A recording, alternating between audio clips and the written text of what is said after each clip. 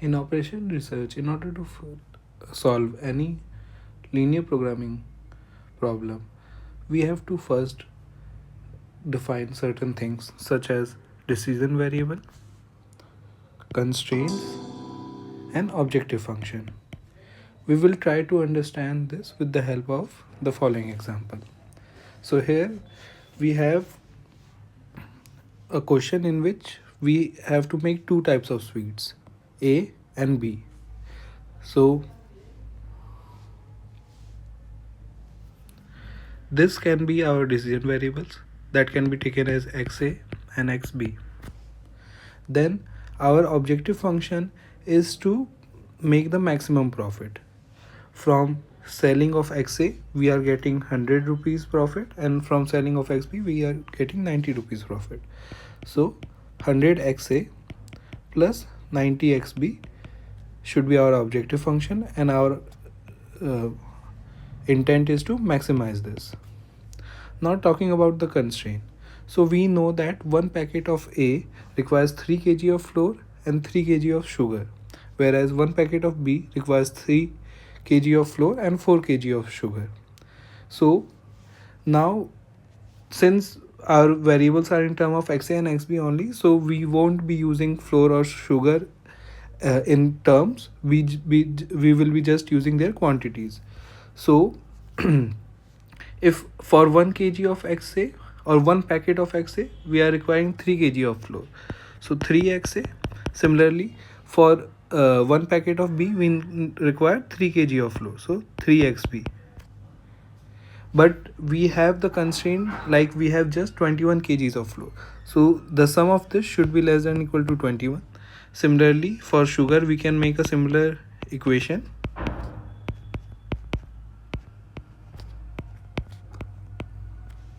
So now these are our constraints. So we have two constraints, two decision variable and one objective function. We can also have a positive constraint since the packet cannot be negative. So first way of solving this is using graphical method. For that, let me draw an xy.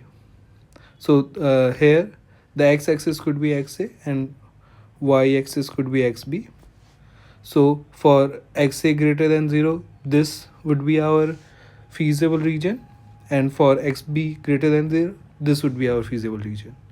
Now talking about the other two constraints, so simply put one of the variable 0. So let's say we are taking xb is equal to 0, then xa would be 7. So let us consider 7 is here. In a similar way, xb would be 7 when xa is 0. Now combining these lines, we get this for this equation, and this is our feasible region. Similarly, for 3xa plus 4xb here also. So for our second constraint, if we put xb is equal to 0, we will get 28 by 3. That comes out to be 9.3. So it would be somewhere over here. And if we put xa is equal to 0, the xb would be 7 again. So here the equation would be something like this.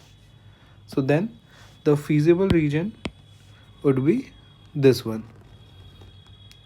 Now one thing, in a graphical solution, the solution are always on the edge.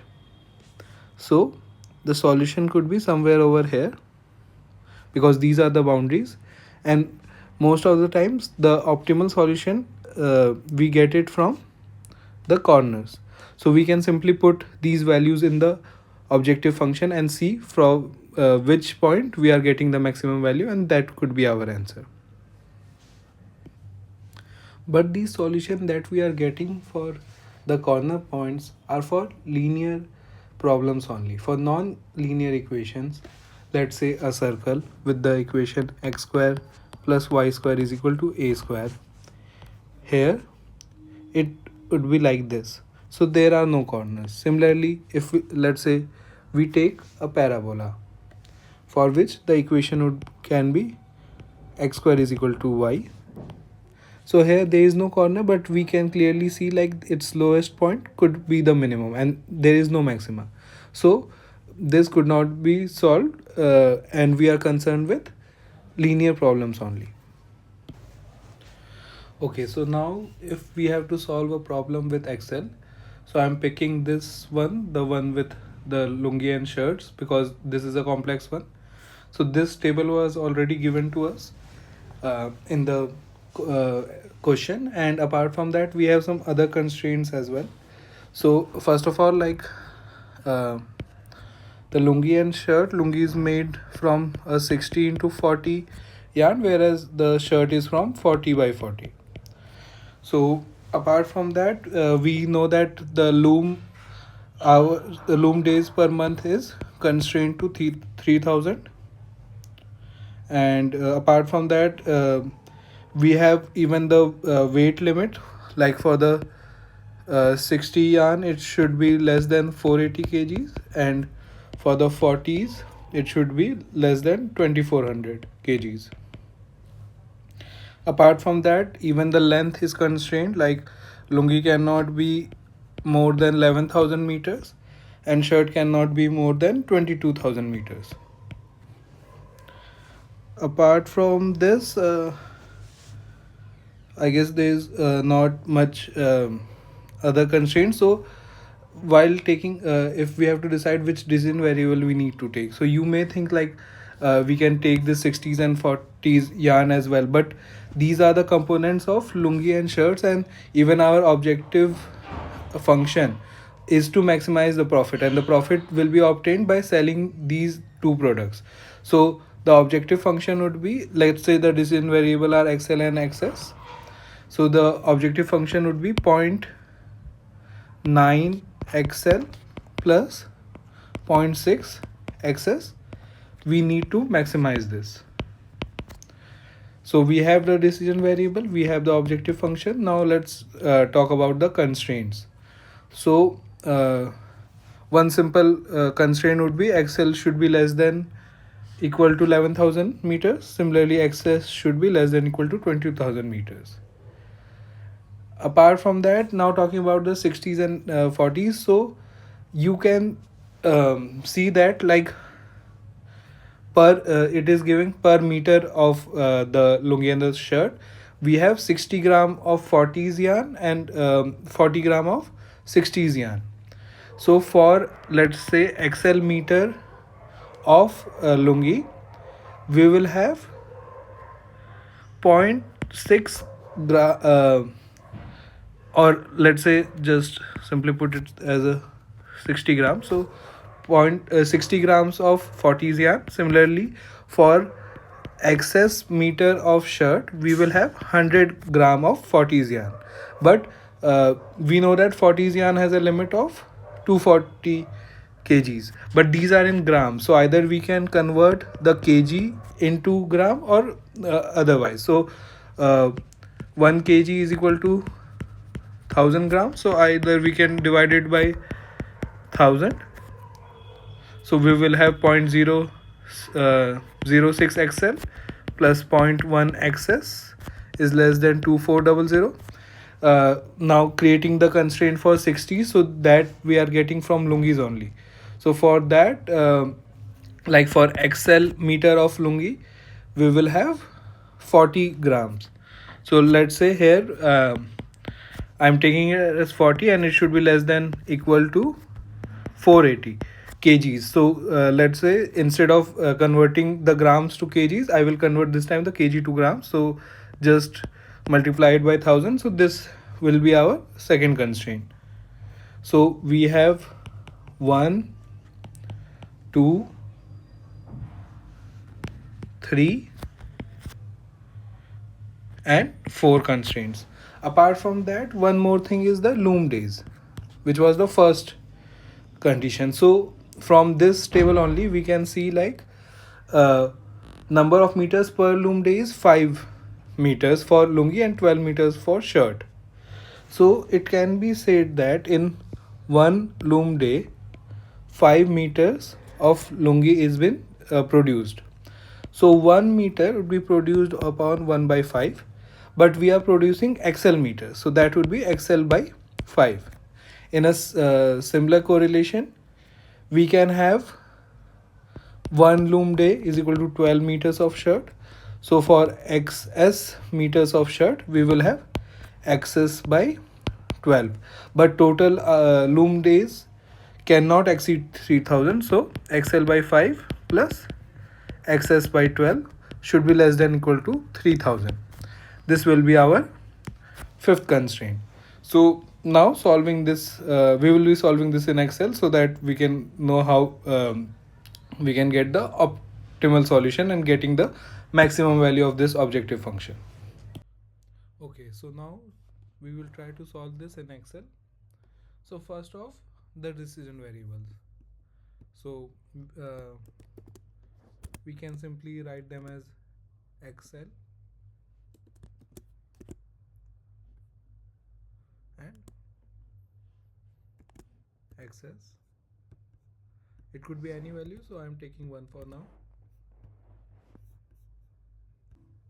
So now if we want to write the objective function, we can write objective coefficients first.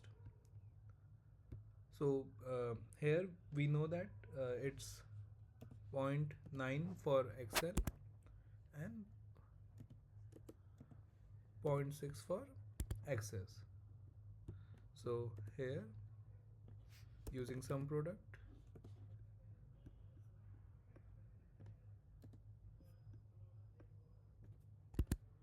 we have obtained our objective function. Now about the constraints.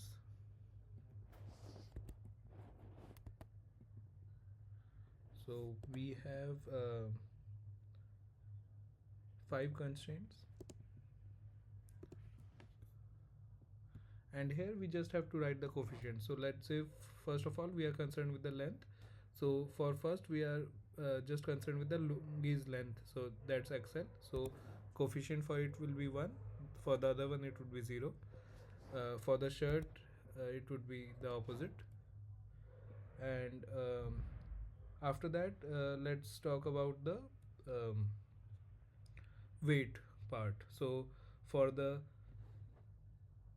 40s yarn it would be 0.06, 0.1, and even here we will have the product. Here we can put in the sign, so it should be less than equal to, and this is the same for the other three as well. And talking about the quantity, so it's 11,000 meters, then 22,000 meters, then the weight 2400. Here since we just have XL, so and I have kept all the values in grams only, so I will keep XS coefficient as 0, and here the quantity would be in grams only. Now regarding the loom hours, so here it was XL by 5, so that would be 0.2.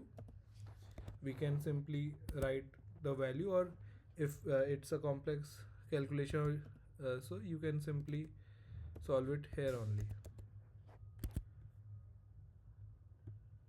and this should also be the same, and we have 3000.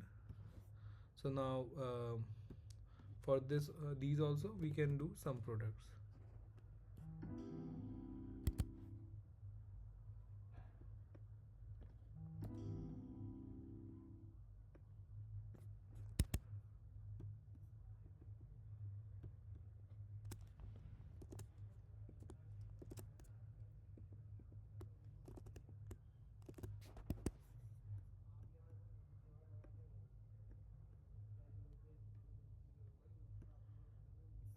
Now all the constraints are there. Now let's solve it using solver. So in solver,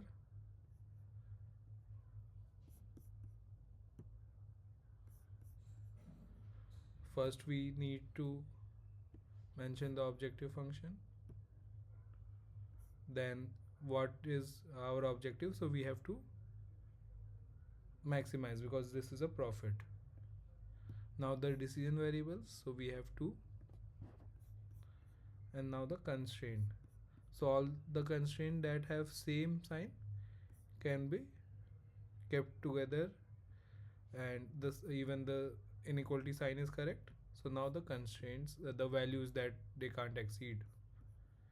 And now we will press OK. If there would have been another constraint of a opposite sign or different manner, we can have used the add button that we will see in the second part of the same question.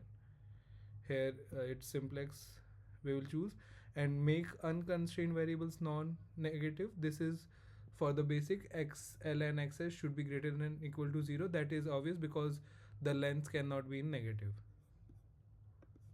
Now we will click solve and we got the answer. So here the answer is in Excel, but if you want it as a separate report, you can click on the answer and then press OK. So in the second part of this question, it has been mentioned that they want the wages for the weavers to be at least 20.5 rupees per loom day. So here we can see like for XL, the weavers are getting 4.5 rupees per meter, whereas for XS they are getting 1.5 rupees per meter. So for XL meters they would get 4.5 into XL plus 1.5 into XS. And you may think that this amount should be greater than equal to 20.5 because it has been given in the question, but the main thing to note is this is given to us just per meter, but we have to see it should be uh, per loom day as well. So if you remember in the previous question, so we had that constraint 0.2 XL plus XS by 12, or this was also XL by 5. So that has to be less than equal to 3000. So these were the total loom day hours, like the amount of work that was being contributed. So this is the time factor. So this, if this is the total time that is being taken, so if we simply divide this, it was 0.83 I guess. So this will provide us with the additional constraint that needs to be solved. But here we can't put it just like this, we have to simplify it. So for that we can simply multiply it to the other side. So 4.5 XL plus 1.5 XS would be less than equal to 20.5 XL by 5 plus 20.5 XS by 12. So bringing these to the left hand side, so we have 4.5 minus,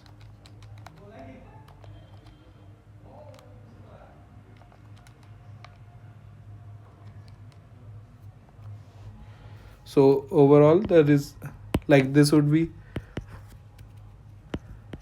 4.5 minus 20.5 by 5 into XL, that comes out to be 0.4 XL plus similarly 1.5 minus 12.5 upon 12, so that would be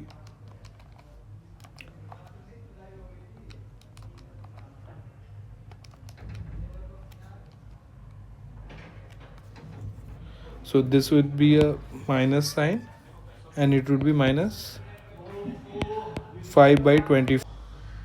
So this value should be greater than equal to 0. Now this is the new constraint that we'll be solving in the Excel. These new constraints, we have 0.4 XL and minus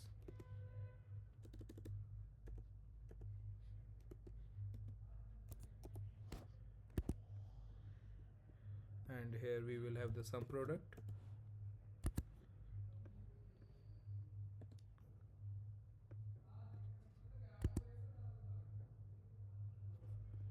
Okay, the positions are correct. And this time we have the opposite sign. So we have to add this additional constraint, and here I will simply put add,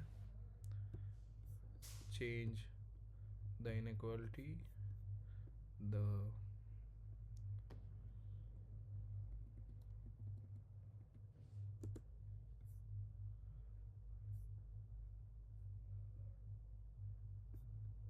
okay, so it was asking for the objective function.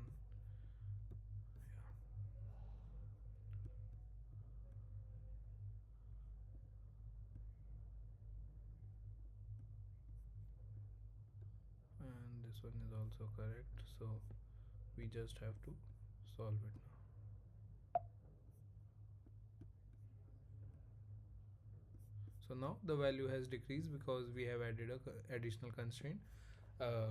We will touch upon this concept also in um, a few sometimes. So we have some terminologies that we need to understand. So the first one is binding and non-binding constraints. So let's say the graph that we have previously seen, this was the optimal solution that we may have obtained by putting in values or by solving it on Excel. So now the equations or the inequalities which are in contact with this object optimal value, so this should be this one, that is xa uh, equal to 0, and this like this one, and this one which was 3xa plus 3xb. So these two are binding, and the others which are not in contact with this, they are non-binding. So this is these are two terms, binding and non-binding constraints. Apart from that, let's say we want to understand infeasible linear program. So we have a equation x plus y greater than equal to 4 and x plus y less than equal to 2. So on the graph, let's say these are the lines. So for the first one, this is the feasible side or their direction, and for the second constraint this is. So here the problem is these don't overlap, so there is no feasible region in between. That's why this is infeasible linear program. Now let's talk about unbounded linear program. So for unbounded linear program, let's say these are the constraints.